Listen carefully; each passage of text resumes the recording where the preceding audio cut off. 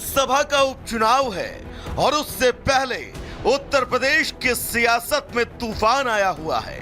BJP की तरफ से जहां खुद सीएम योगी ने उपचुनाव की कमान संभाल रखी है, तो वहीं सीएम योगी विपक्ष पर हमला करने का कोई मौका नहीं छोड़ रहे। पिछले दिनों जहां सीएम ने अलीगढ़ में कांग्रेस और सपा को जिन्ना की रूह में जकड़े रहने का आरोप लगाकर विपक्ष की हवा टाइट कर दी थी, तो वहीं रविवार को भी सीएम योगी ने वाराणसी में एसपी और कांग्रेस पर करारा वार किया। योगी ने आरोप लगाया कि एसपी और कांग्रेस दोनों ही देश की कीमत पर राजनीति करते हैं। आप देख रहे होंगे किस किस प्रकार की अफवाहें फैलाई जा रही है, कैसे कैसे षड्यंत्र हो रहे हैं, कैसे कैसे गुमराह करने वाली बातें हो रही हैं। जिन्होंने सामाजिक ताने बाने को छिन्न भिन्न किया, वे आज नकाब पहन करके फिर से गुमराह करने की मुद्रा में आ गए। जो लोग सामाजिक न्याय के लिए समर्पित महापुरुषों का अपमानित करते थे, आज वोट के लिए वे उनकी आरती उतारते हुए दिखाई दे रहे हैं। सीएम योगी ने कांग्रेस और सपा को आड़े हाथों लेते हुए जहां इशारे इशारे में लोगों को गुमराह करने की कोशिश का आरोप लगाया, तो वहीं कांग्रेस को उसका इतिहास भी याद दिलाया और साथ ही कांग्रेस की नीयत पर सवाल उठाते हुए कहा कि आखिर कांग्रेस की ऐसी क्या मजबूरी थी कि उन्होंने बाबा साहब आंबेडकर को भारत रत्न दिलाने में रोड़े अटकाए। योगी ने कांग्रेस और सपा दोनों पर निशाना साधते हुए कहा कि दोनों ही स्वार्थ की राजनीति करते हैं। बहनों और भाइयों, जब भी इनको मौका मिला, कांग्रेस हो या समाजवादी पार्टी, तथाकथित धर्मनिरपेक्ष दलों को जब भी इनको मौका मिला, उन्होंने देश की कीमत पर राजनीति की है। यही अंतर है, ये देश की कीमत पर राजनीति करते हैं, हम लोग देश के लिए राजनीति करते हैं।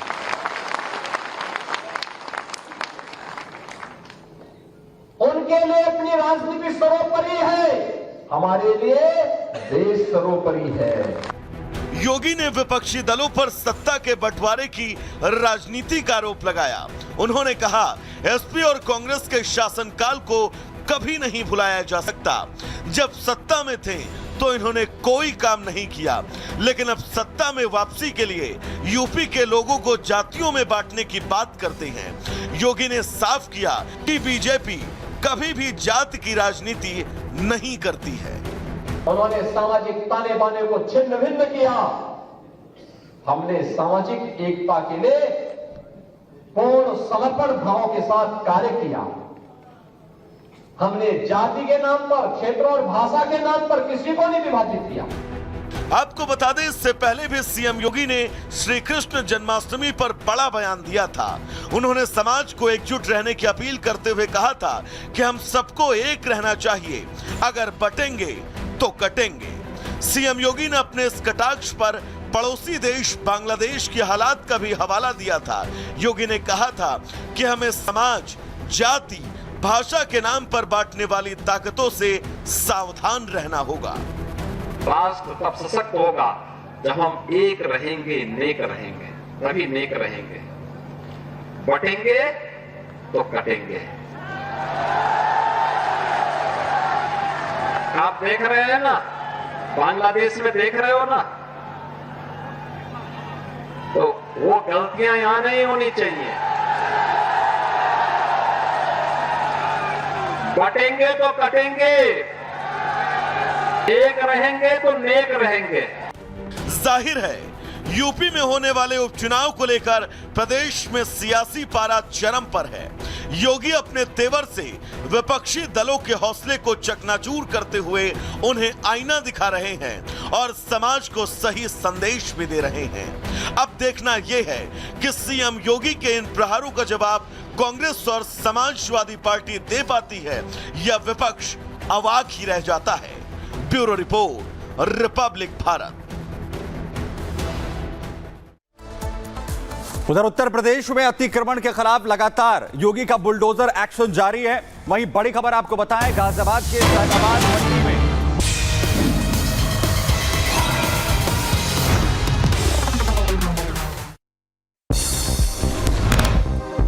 के खम्भम में भारी बारिश की वजह से पलेरू बांध ओवरफ्लो हुआ। आसपास के इलाकों में सैलाब में डूबे लोगों को करना पड़ रहा है दिक्कतों का सामना।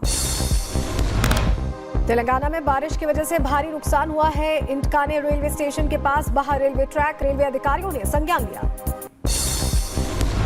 तेलंगाना में महबूबाबाद में भारी बारिश की वजह से बह गया रेलवे ट्रैक। ड्रोन तस्वीरें भी आई सामने। रेलवे ट्रैक का मरम्मत का काम लगातार जारी।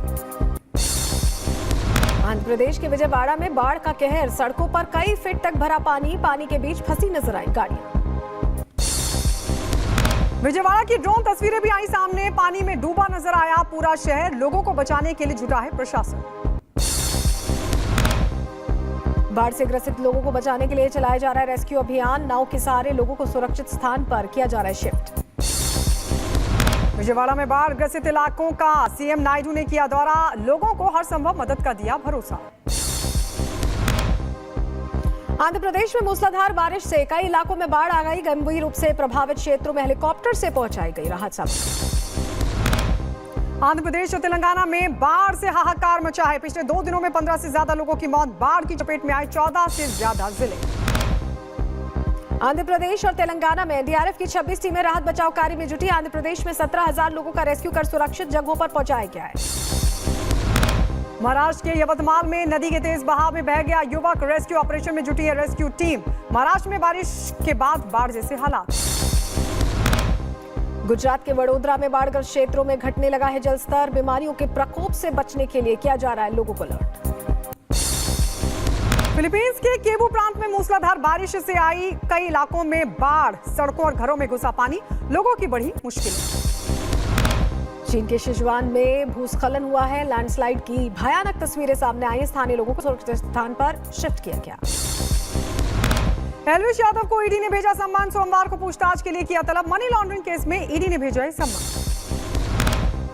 उत्तर प्रदेश के बागपत में बड़ा विस्फोट। थाने के गोदाम में अवैध पटाखों में हुआ धमाका। पुलिसकर्मियों ने सूझबूझ से जान बचाई। पुणे के पूर्व नगर सेवक वनराज अंबेडकर की हत्या का सीसीटीवी आया सामने। क्रूर हमले में शामिल थे 15 लोग। बंदूकों और छुरियों से किया गया था पूरा हमला। उत्तर प्रदेश के जौनपुर में चोरों ने घर में चोरी की घटना को अंजाम दिया है। सीसीटीवी कैमरे में रिकॉर्ड हुई घटना। लोगों के जेवरात लेकर आरोपी फरार हो गए। तेलंगाना में दिखा तेज रफ्तार का कहर। एक कार ने युवती को मारी जोरदार टक्कर। हादसे में युवती गंभीर रूप से हुई जख्मी। उत्तर प्रदेश के अलीगढ़ में ट्यूशन पढ़ाने के नाम पर कोचिंग संचालक पर मासूम बच्चों के साथ दुष्कर्म करने का आरोप लगा है। पुलिस ने आरोपी के खिलाफ केस दर्ज कर जांच तेज कर दी है।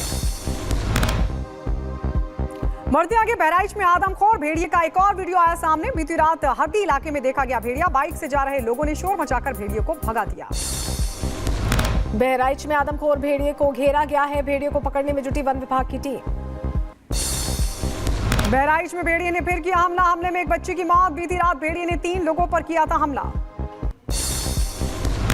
उत्तर प्रदेश के बहराइच में भेड़ियों का आतंक जारी। मासूम बच्ची को बनाया अपना निवाला। शरीर के कई हिस्से खा गया भेड़िया।